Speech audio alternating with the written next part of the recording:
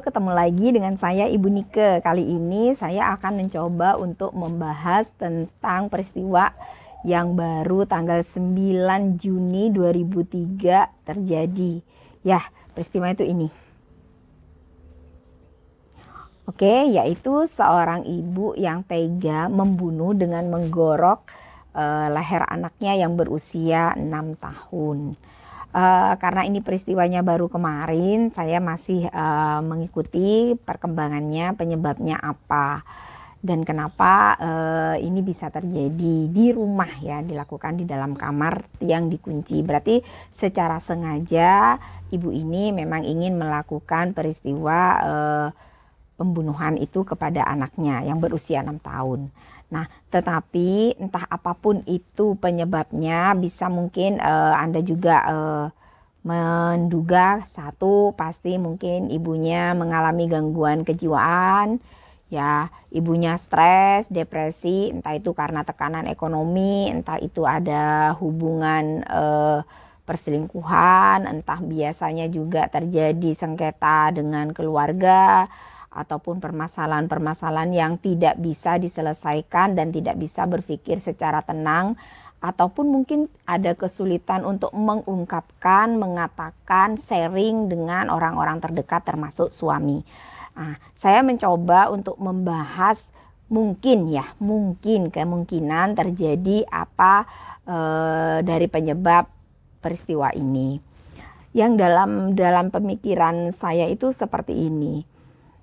Begitu gampangnya ya seorang ibu yang notabene dia adalah ibu, istri, dan seorang wanita mengambil keputusan itu. Terlepas dari dia mungkin mengalami gangguan psikologis ataupun gangguan ataupun sakit jiwa, tetapi pasti dalam hal-hal dia pada saat menderita sakit jiwa itu kan di latar belakangnya ada penyebab-penyebab tertentu. Nah, penyebab-penyebab ini mungkin salah satunya adalah ketidakmampuan dari seorang wanita ini, seorang ibu ini untuk mengolah emosinya, mungkin untuk bagaimana dia memaparkan, menceritakan atau sharing dengan orang lain, sehingga perlu bantuan orang lain mencari jalan keluar dari permasalahan yang ada.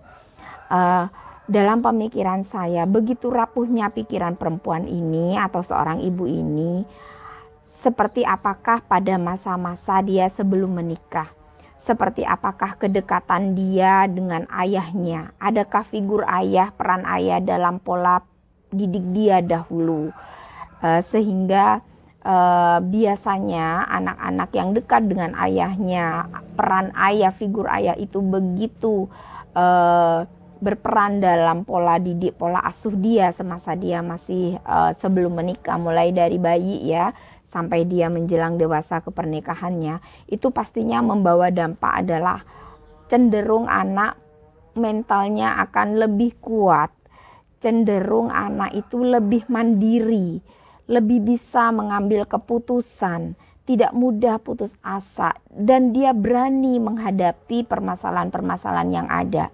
Yang dicari adalah jalan keluar, bagaimana penyelesaiannya, bukan justru dia mencoba untuk menyelesaikan secara cepat, instan, tanpa memikirkan resiko apa yang akan terjadi.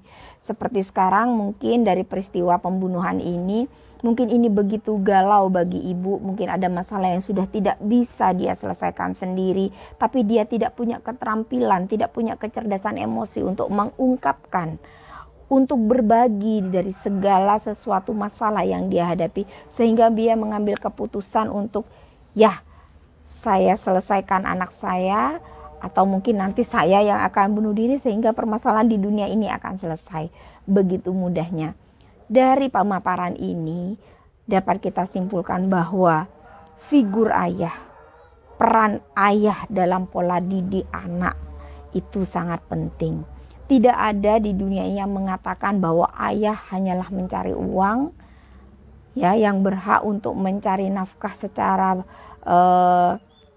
lahir batin begitu untuk istrinya dan menafkahi dan memenuhi semua kebutuhan finansial anaknya, tapi dia tidak berperan dalam pola pengasuhan anak-anaknya.